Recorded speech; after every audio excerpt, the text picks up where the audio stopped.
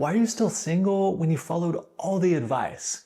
You've worked on yourself, you put yourself out there, and you tried to be patient. I'll tell you why. It's because most common dating advice is fundamentally flawed. I've fallen victim to all of these myths at various points in my life, and I see how they encourage the exact behaviors that keep good people from finding a healthy relationship. In this video, I'm going to expose the 5 most popular pieces of dating advice that are actually backfiring on you. And make sure to stick around for number 5 because it's the most insidious one of them all.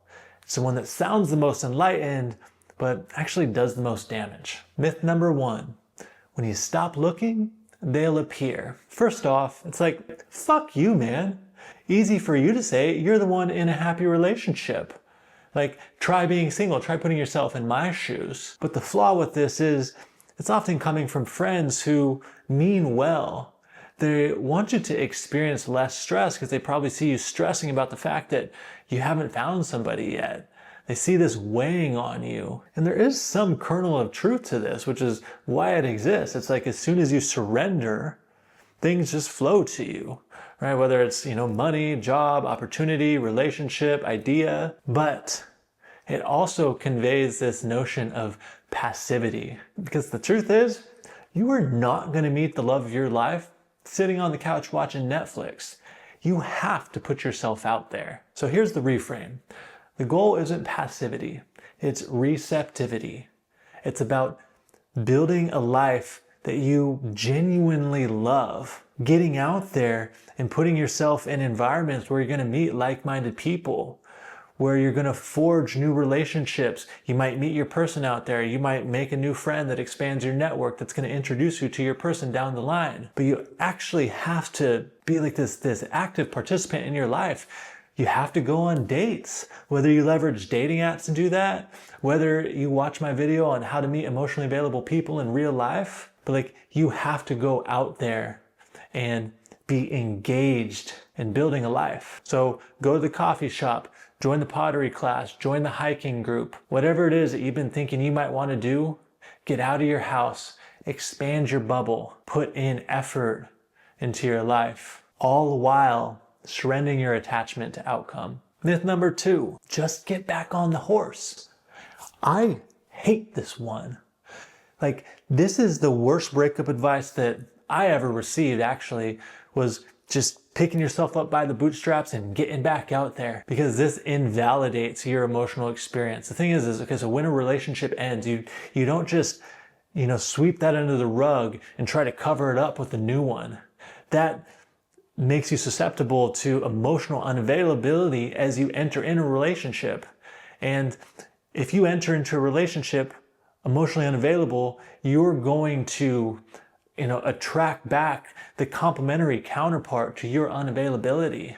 There are things that you need to do when a relationship ends to integrate the lessons from that relationship, to heal, to rediscover who you are. You need to give yourself time when a relationship ends to ask yourself, who am I outside of this relationship when I no longer identify as the partner to that person? What did I learn about myself? What did I learn about my feelings, my needs, my boundaries? Do the work to heal the wound. Don't just put a bandage on it with a new person.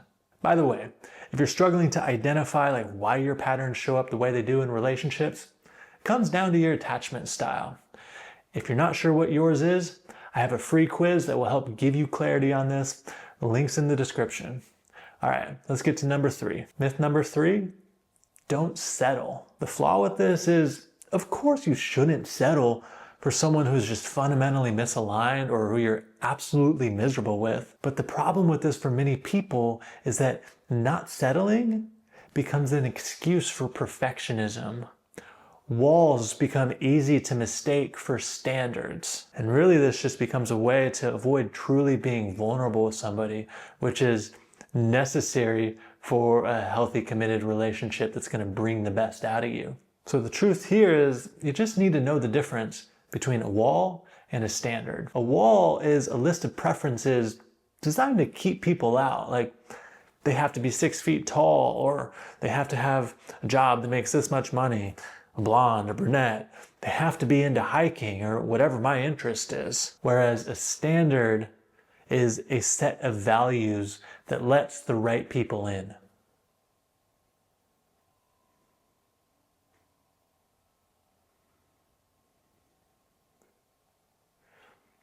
They must treat me with respect.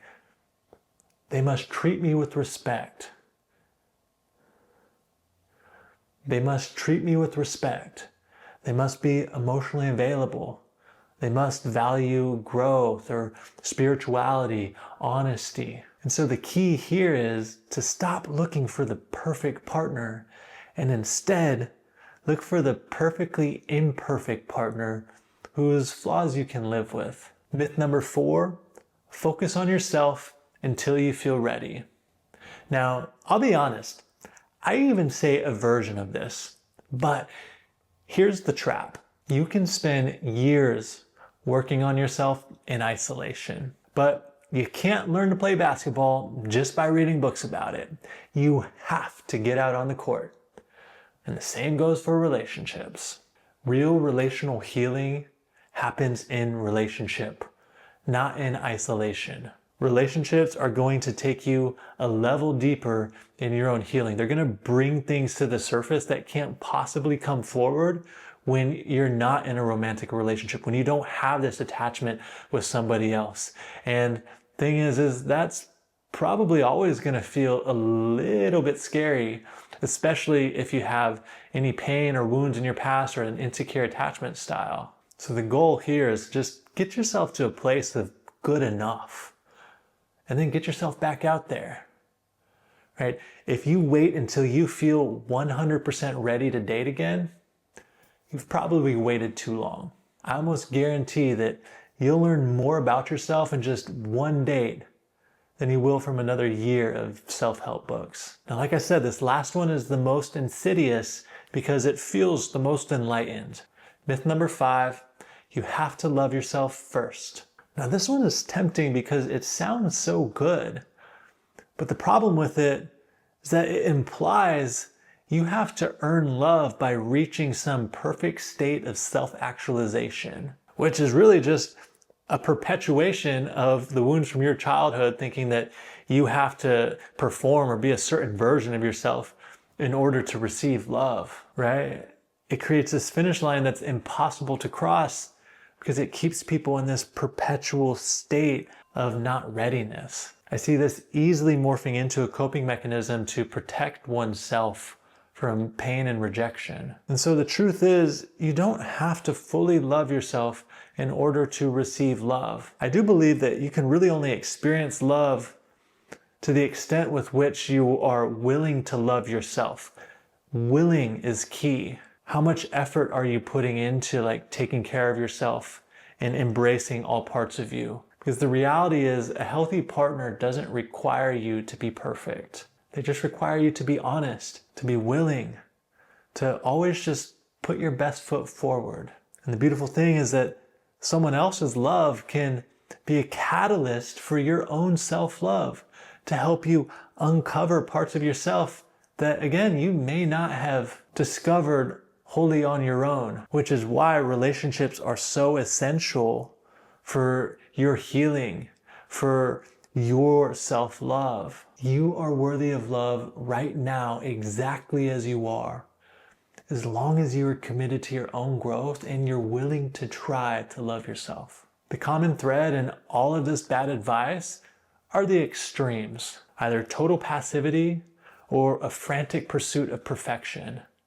But as always, the key is in balance. If you're tired of the same bad advice and it feels like you're just looping through frustrations, the same patterns, the same relationships, you just need a better framework. That's why I created Relational Alchemy. Whether you're single or in a relationship, it's a program designed to make it easy to heal yourself and build relationships with intention. If you're ready to learn how, the link is in the description below. If this video helped, make sure to hit that subscribe button and let me know in the comments, what's the worst dating advice that you've ever received? Thanks for watching. See you in the next one.